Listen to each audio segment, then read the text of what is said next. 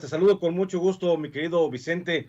Pues sí, fíjate que es un tema que poco se ha estado explorando o se ha analizado realmente cómo van a quedar las administraciones estas que van a entregar en los próximos días a los nuevos gobernadores y gobernadoras surgidos del partido Morena. Y esto viene a colación precisamente, mi querido Vicente, porque luego de la oportunidad tirada a la basura por el grueso de los mexicanos, la de posibilitar a través de la consulta popular al Ejecutivo Federal para que llevara a juicio no solo a los expresidentes, sino a todos los actores políticos del pasado que sumieron al país en una gran montaña de corrupción, se observa con desaliento cómo los estados que serán gobernados por Morena a solo unos días de la transición política se encuentran en el desgobierno y bajo prácticamente el saqueo.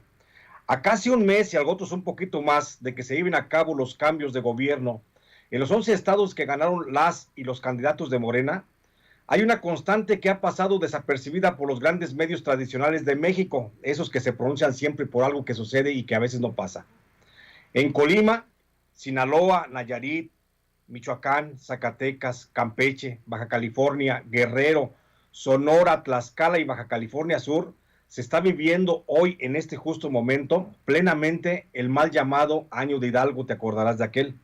En la totalidad de esas entidades, todos los gobernadores y una gobernadora no solo han comenzado con la destrucción de evidencias documentales que podrían evidenciar a futuro el mal manejo que hicieron de las finanzas, sino que también muchos de las propiedades de gobierno, principalmente terrenos, se están poniendo a la venta. A ello hay que sumar que en algunos casos los gobernadores y la gobernadora salientes están asegurando el futuro de sus más cercanos colaboradores, a los que les están otorgando nombramientos como notarios públicos, que es una de las más viejas tradiciones del sistema político que estableció el PAN, el PRI y el PRD. En Sonora, por lo menos 3 altos funcionarios cercanos a la gobernadora Claudia Pavlovich ya cuentan con el refugio político y financiero de una notaría. En Colima se alista una iniciativa para repartir 5 notarías. En Sinaloa, Nayarit, Michoacán y Zacatecas se otorgarán en breve entre 5 y 11 notarías. Campeche, Baja California, Guerrero, Tlaxcala y Baja California Sur ya se entregaron por lo menos entre 5 y 7 notarías y otras 12 podrían ser otorgadas antes de que concluya la actual administración de los periodos que están por finiquitar. Por lo que hace a la entrega de propiedades de los gobiernos estatales, destacan los casos de Sonora y Michoacán, en donde la gobernadora priista Claudia Pavlovich y el gobernador perredista Silvano Aureoles ya publicaron la decisión de vender una serie de predios propiedad de los gobiernos de esas entidades. En Sonora se habrán de vender 7 terrenos de playa, mientras que en Michoacán se están poniendo a la venta 3 predios, donde al menos 2 de ellos cuentan con inmenso potencial minero. Todo ello a precios de remate para beneficiar a algunos particulares que fueron aliados de esas 2 administraciones. Lo mismo ocurre en Colima, Sinaloa y Nayarit, donde también los gobernadores priistas Ignacio Peralta Sánchez y Quirino Ordaz Coppel y el panista Antonio Echevarría García ya están alistando a la venta de por lo menos 17 predios de playa propiedad de esos gobiernos estatales, que también beneficiarán a empresarios amigos de esos gobiernos. Por lo que hace a los estados de Zacatecas, Guerrero y Baja California Sur, los gobernadores priistas Alejandro Tello y Héctor Astudillo Flores, así como el panista Carlos Mendoza Davis, también están preparando una desincorporación en conjunto de por lo menos 15 predios de importancia minera que podrían ponerse a la venta al mejor postor antes de que llegue la sucesión en la gubernatura. Pero eso no es lo más lamentable. También resulta que los 11 estados que en breve habrán de pasar al control político de Morena serán recibidos con una gran carga financiera por la deuda pública que se incrementó en forma considerable durante las administraciones que están a punto de concluir. En Colima, donde gobernará la morenista Indira Vizcaíno Silva, se tiene una deuda pública de más de 3.900 millones de pesos, los que fueron incrementados en más de 1.100 millones de pesos solo durante la administración que está a punto de concluir. El justificativo del incremento de la deuda fue bajo el argumento de mejorar las condiciones de seguridad pública. Sin embargo, hay que recordar, Vicente, que Colima al día de hoy es uno de los estados más convulsionados por la ola delictiva. El estado de Sinaloa, que será gobernado por Rubén Rocha Moya, registra una deuda pública de 7.500 millones de pesos, los que fueron incrementados en casi 2,000 millones de pesos durante el gobierno de Quirino Ordaz. Esto según para mejorar la infraestructura carretera del estado. Pero las obras viales que se hicieron en ese gobierno fueron obra de la administración federal o de particulares. El gobierno de Nayarit, que tendrá a su cargo Miguel Ángel Navarro Quintero, tendrá que lidiar con una pesada deuda de casi 7,000 millones de pesos, empréstito que en su mayoría fue contraído durante la administración de Roberto Sandoval Castañeda, quien desde el pasado 6 de junio ya se encuentra ante la justicia por sus relaciones contra el narcotráfico. El estado de Michoacán, que a partir del mes entrante gobernará el morenista Alfredo Ramírez Bedoya, recibe un estado no solo en completo desgobierno y controlado por el grupo de narcotráfico, sino también lacerado por la pesada deuda pública de más de 20,000 millones de pesos, que en su mayoría fue contratada por el gobernador Silvano Aureoles Conejo, el mismo que anunció una marcha por la paz en todo el país. En Zacatecas, donde se dispone a gobernar David Monreal, se tiene además del problema del narco, el de la pesada deuda que esta entidad mantiene un débito bancario por el orden de los 8,100 millones de pesos, de los que más de la mitad fueron contraídos en la administración que está a punto de concluir. La gobernadora Laida Sansores San Román tendrá como principal problema al frente del gobierno de Campeche la deuda pública que le deja a su antecesor, el priista Carlos Miguel Aiza González, el que entregará una deuda pública de casi 3,000 millones de pesos, la que fue contraída principalmente por el anterior gobernador, Alejandro Moreno Cárdenas, hoy dirigente nacional del PRI. En Baja California, la gobernadora morenista Marina del Pilar Ávila Olmedo tendrá que lidiar, además de con los problemas de seguridad pública heredados, con una deuda pública de casi 21,000 millones de pesos, producto del endeudamiento constante que se generalizó durante las últimas 3 administraciones panistas de esa entidad. En Guerrero la situación financiera también se observa difícil, no solo por los problemas de seguridad que se vienen arrastrando desde las 3 anteriores administraciones, sino por el problema de la deuda pública. Aquí se tiene un débito de más de 5,100 millones de pesos, que en su mayoría fue contraído por el gobernador Héctor Astudillo. Sonora, ni se diga. Aquí el problema no es tanto la deuda, que aún cuando es de más de 29,000 millones de pesos, es grave. El mayor problema que deja la gobernadora Pavlovich al gobernador Alfonso Durazo Montaño es el problema de la inseguridad generado por la riqueza minera de este estado, en donde las transnacionales han pactado una alianza con gobiernos del narco, con grupos del narco, para disuadir cualquier protesta de la población por la afectación minera. En Tlaxcala, la gobernadora Lorena Cuellar Cisnero solo recibirá una deuda pública de 80 millones de pesos y un estado con sin mayores problemas de violencia, por lo que se podría decir que la administración menos problemática para el movimiento de la Cuarta Transformación es esta, la de Tlaxcala, aunque el mayor problema será la erradicación de los actos de corrupción que se registran al interior de diversos gobiernos municipales.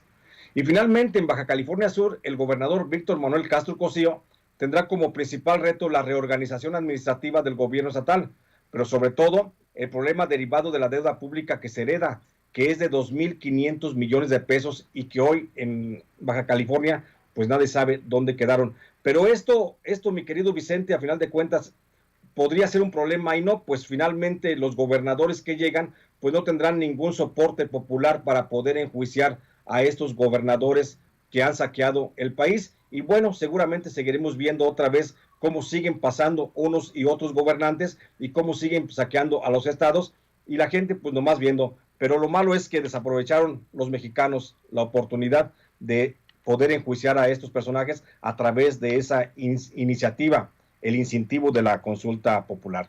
Este es mi reporte, mi querido Vicente. Fíjate, Jesús, que está al pendiente del programa don Víctor Tobar, quien fuera por mucho tiempo productor de este espacio, comprometido siempre con la verdad. Me manda una liga, me dice precisamente de lo que está hablando el maestro Lemus. El actual secretario de Finanzas y Administración del gobierno busca una notaría en el estado y para lo cual ya pagó un curso de 50,000 pesos. Se trata de este personaje, Carlos Maldonado Mendoza, secretario de Finanzas y Administración, que admitió que busca una notaría en el estado y para lo cual ya pagó un curso de 50,000 pesos, y cito: fui a un taller de introducción en septiembre y estoy como suspirante porque es un examen de oposición y se da a quien saque las mejores calificaciones. Es un taller de 50,000 pesos. Lo publicó, déjame ver nada más. Sí, se publicó el 3 de agosto y se publicó en www.moreliaactiva.com. Sí, esa es una constante, mi querido Vicente. Mira, lo habíamos visto en otros gobiernos, cuando se sucedían un gobierno priista con otro priista o un perredista con otro perredista, etcétera, pues no pasaba nada, se veía casi como algo natural. Tenemos estados que tienen 200, 300 notarías, más allá de la demanda económica o social que pudiera tener una región. Te pongo el caso, por ejemplo, de Michoacán. Gobernadores como Tinoco Rubí, como Fausto Vallejo, el propio Silvano Aureoles, que te puedo mencionar una cantidad de una docena de gobernadores que han tenido siempre esa preocupación. Al término de su mandato, siempre entregan las notarías para sus cuates, para sus amigos, como un regalo o como un favor. Esto ya también lo habíamos documentado, por supuesto, en la administración de Enrique Peña Nieto como gobernador del Estado de México. Y así son todos los gobiernos. Los gobiernos se reparten los beneficios económicos y políticos que les puede dejar para cubrirse entre sus amigos. El caso que estamos viendo, por ejemplo, en Sonora, en Michoacán, en Colima, en Tlaxcala, en otros estados donde ya hay iniciativas para que un grupo de amigos cercanos a los actuales gobernadores que van a dejar el cargo, pues se queden cobijados política y económicamente, pues con una notaría que deja a final de cuentas muchísimas utilidades. Entonces, es un proceso, te digo, que se tiene que romper ya con ese ciclo vicioso y dejar de lado, y eso el Colegio de Notarios, por supuesto, que debe de poner mucha atención en ese sentido, para establecer dónde sí se requiere una notaría y dónde no se requiere una notaría. Te puedo decir, por ejemplo, que la ciudad de Morelia, Michoacán, que la conozco perfectamente, pues ahí simplemente hay notarías, hay hasta 5 notarías en una sola colonia, mi querido Vicente, y por supuesto, eso les deja pues muchos beneficios, porque las notarías se prestan también a chingaderas. Lo hemos visto, ya lo hemos documentado, como algunos notarios que fueron beneficiados en algunas ocasiones, por ejemplo, en Michoacán, te hablo concretamente de Michoacán, pues también se coludieron con el narco y se pusieron a trabajar y se pusieron a escriturar las propiedades que el narco robaba. Y así como eso pasa, pues pasa también en Sonora, pasa también en Chihuahua, pasa también en muchos estados, donde otra vez estamos viendo este fenómeno, que te digo, no se puede permitir. Creo que aquí debe haber una autoridad, hombre, ya que el gobierno federal ponga una autoridad en los gobiernos que, aunque sí es cierto, son libres y soberanos, pero también debe haber un freno para este llenarse las bolsas a manos llenas, mi querido Vicente. Dame tu opinión acerca de esta demanda que presenta el gobierno de México contra las fabricantes, productoras y comercializadoras de armas de Estados Unidos. La Secretaría de Relaciones Exteriores se está enfrentando a las fábricas de armas de Estados Unidos por presuntamente saber y permitir el tráfico de esos productos, de esas armas hacia México. Dice Marcelo Ebrard, vamos a ganar el juicio, pero los armeros de Estados Unidos reviran que México quiere un chivo expiatorio porque el crimen es nuestra responsabilidad, dicen, pero el gobierno de la Cuarta Transformación en la demanda civil de daños contra fabricantes de armas de Estados Unidos afirmó que hasta el 90% de las armas aseguradas en escenas del crimen son armas que provienen de Estados Unidos. El presidente Andrés Manuel López Obrador en la mañanera dijo que la demanda que se interpuso ayer es para buscar que el control de armas en Estados Unidos ayude también a reducir la violencia en nuestro país. Dame tu opinión acerca de esto, Jesús. Fíjate, mi querido Vicente, que ese es un tema bien importante y bien apasionante. Es un tema que traigo yo en la agenda desde hace por lo menos 2 años, que estoy siguiendo la pista. Estoy preparando, por supuesto, un trabajo al respecto sobre las armas y el movimiento como se dan en México. Pero es bien importante que el gobierno mexicano esté reclamando responsabilidad, por supuesto, a las armeras de Estados Unidos, porque ellas se lavan las manos. Ellas aparentemente no hacen mayores negociaciones con grupos de narcotráfico, delincuencia organizada en México, pero son las que principalmente abastecen a través de redes ilegales de tráfico de armas a estos grupos. Te pongo simplemente algunos datos sobre la mesa. De cada 100 personas que han sido ejecutadas en México en los últimos 20 años, de cada 100 personas, 98 han sido asesinadas con armas procedentes de Estados Unidos o de Europa. Solamente 2% ha sido asesinadas con armas de producción nacional, sí. 2%. También las mineras internacionales, Estados Unidos, con base en informes de la ONU, han tenido utilidades, por supuesto, por la venta de tráfico, o por la venta de armas en México por año en promedio de 97 mil millones de dólares, solo en México, mi querido Vicente. Entonces, estamos hablando de que las armeras de Estados Unidos están viendo un campo propicio para la negociación, o más bien para el incremento de sus capitales con la violencia que se genera en México.